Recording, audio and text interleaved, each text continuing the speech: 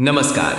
आज की वीडियो में हम बात करेंगे कि क्या टोटका करें कि जिससे धन की वृद्धि हो, जिससे माता लक्ष्मी नाराज ना हो। इसे हम एक कहानी के तरीके से समझाएंगे, तो वीडियो पूरी देखना, तभी समझ में आएगी। चलिए शुरू करते हैं। ये कहानी उस पुरुष की नहीं है जिसका नाम अर्जुन था, बल्कि यह उस लालच की कहानी है जो हम सबके भीतर सोता है। यह कहानी उस प्रतीक्षा की है जो बरसों से धूल में दबी थी। आज से ठीक 3 साल पहले अर्जुन को विरासत में मिला था एक जर्जर मकान और साथ में एक कर्ज मकान, जिसे उसकी दादी निशा ने 7 पीढ़ियों की यादों का मंदिर कहा था। अर्जुन के लिए केवल ईंट पत्थर का बोझ था, जिसकी कीमत बाजार में डूब चुकी थी। शहर तेजी से बढ़ा और ये मकान विकास की दौड़ में पीछे छूट गया। अर्जुन की आंखें मकान की दरारों में नहीं, बल्कि उन अंकों में थी जो उसे बैंक को चुकाने थे। $30,000 का कर्ज और चुकाने की अंतिम तिथि सिर पर थी। उस दिन उसने अंतिम फैसला लिया। दादी, उसने कहा, इसे बेचना होगा। दादी, जो हमेशा तुलसी के पास चुपचाप बैठी रहती थीं, उन्होंने उत्तर में न कोई तर्क दिया, न कोई आंसू बहाया। उन्होंने बस अपने पुराने झुर्रीदार हाथों से अर्जुन का हाथ थामा और कहा, पुत्र, इस घर के नीचे खजाना नहीं है, पर इसके भीतर एक कुंजी है। जो उसे पा लेता है, उसका धन छप्पर फाड़ कर नहीं आता, बल्कि छप्पर के पार निकल जाता है। अर्जुन ने इसे एक बुजुर्ग का कोरा टोटका मानकर टाल दिया। उसने तय किया कि वो घर की सफाई करेगा, उसे सजाएगा और किसी भी कीमत पर अगले हफ्ते बेच देगा।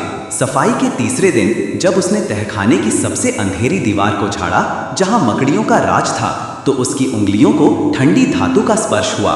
वो कोई तिजोरी नहीं थी, वो थी एक तांबे की प्लेट जो दीवार में फंसी थी। उसने जोर लगाकर उसे बाहर निकाला।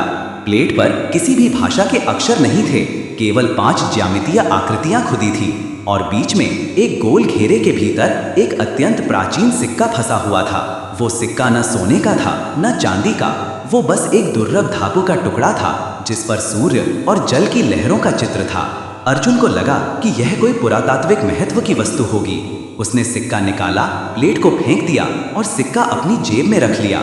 यह था उस अक्षय विद्या का पहला चरण जो उसने अनजाने में पूरा कर लिया था। उसी शाम जब निराशा अपने चरम पर थी, एक पुरानी ईमेल खुली। एक क्लाइंट जिसने 3 साल पहले अर्जुन के काम को रद्द कर दिया था, उसने संदेश भेजा, मुझे आपका डिजाइन अब चाहिए, आपको तत्काल $5,000 मिलेंगे। यह केवल संयोग था। अर्जुन ने रात को सोते समय अपने बटुए में रखे उस सिक्के को टटोला। वो सिक्का जो दिन में फीका दिख रहा था, अब हल्की सुनहरी आभा दे रहा था। अध्याय 2, टोटका, विज्ञान या केवल ऊर्जा। अगले कुछ दिन ये सिलसिला चला। जब भी अर्जुन उस तांबे के सिक्के को छूता, उसे कहीं ना कहीं से छोटा बड़ा काम मिल जाता। $5,000, फिर 2,000, फिर एक बड़ा क्लाइंट मीटिंग का बुलावा। ये धन जो अचानक आ रहा था, उसके कर्ज को धीरे धीरे खा रहा था। लेकिन अर्जुन संशय में था। क्या ये वाकई किस्मत है या सिर्फ मेरा बदला हुआ नजरिया? वो खुद से पूछता। उसने लाइब्रेरी जाकर उस सिक्के और उन ज्यामितीय आकृतियों पर शोध करना शुरू किया। वहां उसे एक पुरानी पांडुलिपि मिली, अक्षय कोश संहिता। यह पुस्तक, जिसे कभी प्रकाशित नहीं किया गया, धन प्राप्ति के लिए किसी मंत्र या कर्मकांड की बात नहीं करती थी। यह बात करती थी ऊर्जा के नियम की। पुस्तक के पहले पृष्ठ पर लिखा था, धन चप्पर फाड़कर नहीं आता, धन पहले तुम्हारे भीतर आता है। जब भीतर की ऊर्जा अक्षय हो जाती है, तो बाहर का संसार प्रतिक्रिया करता है। और वहां पांडुलिपि में उस तांबे के सिक्के का वर्णन था। इसे समर्पण का बीज कहा गया था। सिक्का टोटका 1, यह बीज है। यह लालच और अभाव की भावना को नष्ट कर पाने के योग्य होने की भावना का संचार करता है। अर्जुन ने दादी को देखा।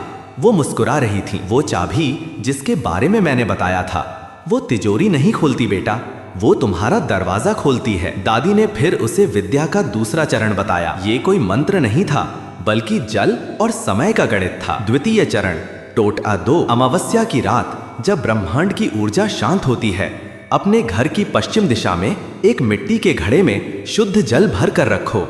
ये जल उस ऊर्जा को ग्रहण करेगा। ये सब इतना वैज्ञानिक और इतना सरल था कि अर्जुन का संशय खत्म नहीं हुआ। लेकिन उसके पास खोने के लिए कुछ नहीं था सिवाय अपने कर्ज के। उसने वही किया जो दादी ने कहा। अगली सुबह जब सूरज की पहली किरणें घड़े के जल पर पड़ी, तो अर्जुन को लगा जैसे घर में एक अजीब सी शांति छा गई है।